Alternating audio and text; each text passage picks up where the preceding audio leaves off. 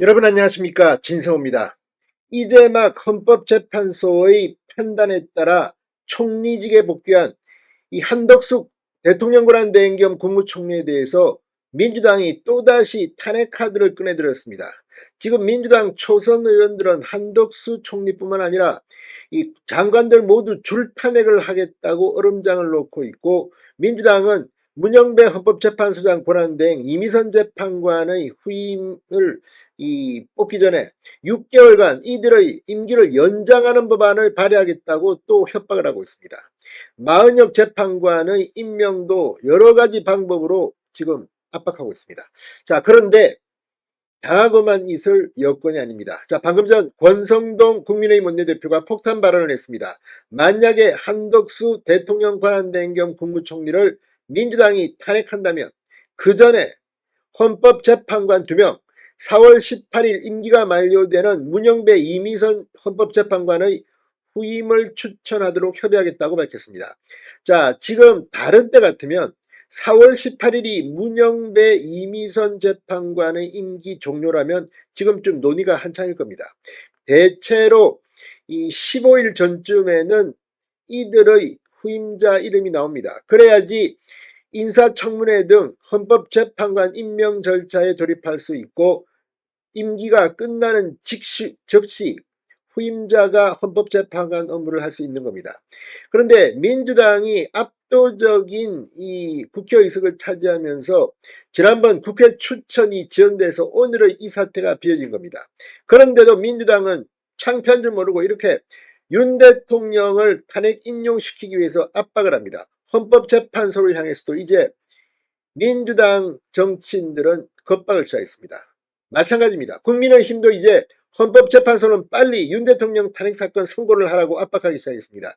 지금 하면 윤 대통령은 기각 내지 각하돼서 대통령기에 복귀할 가능성이 대단히 높습니다. 그러니 지금 문영배가 못하는 거 아닙니까?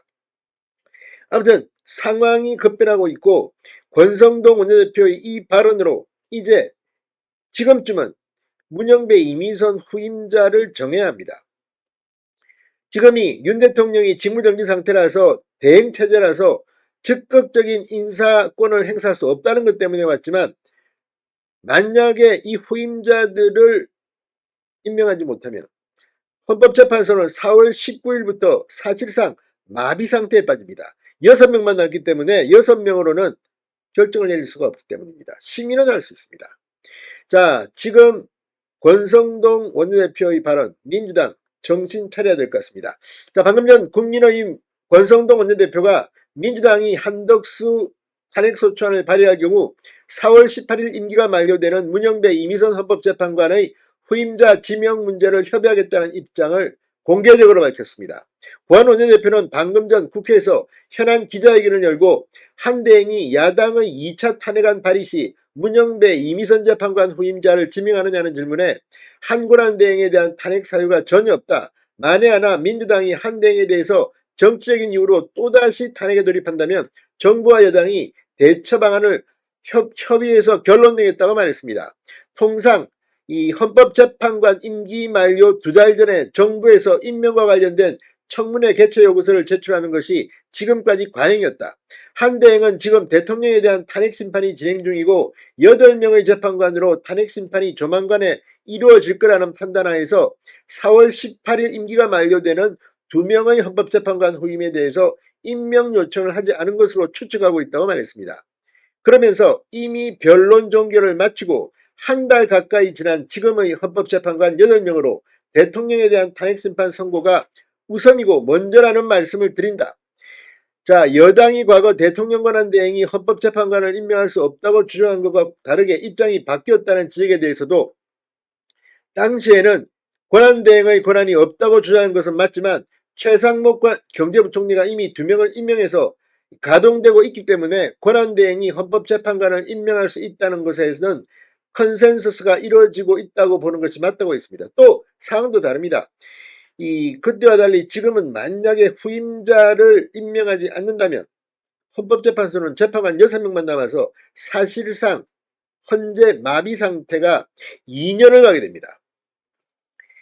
자, 권성동 원내대표는 민주당 주도로 지난 13일 국회 본회의를 통과한 상법 개정안에 대해서도 비상장사들까지 무한소송과 경영권 방어에 내몰릴 것이며 결과적으로 주주보호는커녕 시장 전체의 손실로 이어질 우려가 있다. 국민과 이 주주 이익을 위해 상법 개정안에 대해 제2요구권 행사를 요청한다고 밝혔습니다.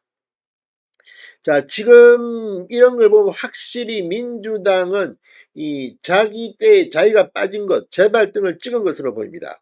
무엇보다도 이 민주당이 국무위원 총사퇴까지, 총탄핵까지 거론하며 마은혁 재판관 임명을 압박하는 데 대해서 이 현재 8명의 헌법재판관으로 탄핵 심판을 하는데 아무런 문제가 없는데도 민주당은 내란 시도를 무릅쓰고서라도 기어이 마 후보자를 임명하려고 한다. 마 후보자의 정치적 편향성이 민주당에 도움이 된다고 판단하기 때문이라고 강조했습니다.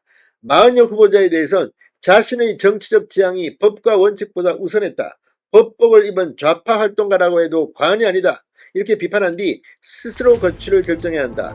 마 후보자에게 필요한 것은 임명이 아니라 사퇴라고 자진 사퇴를 촉구하기도 했습니다. 진성호의 융단 폭격이었습니다. 여러분 감사합니다.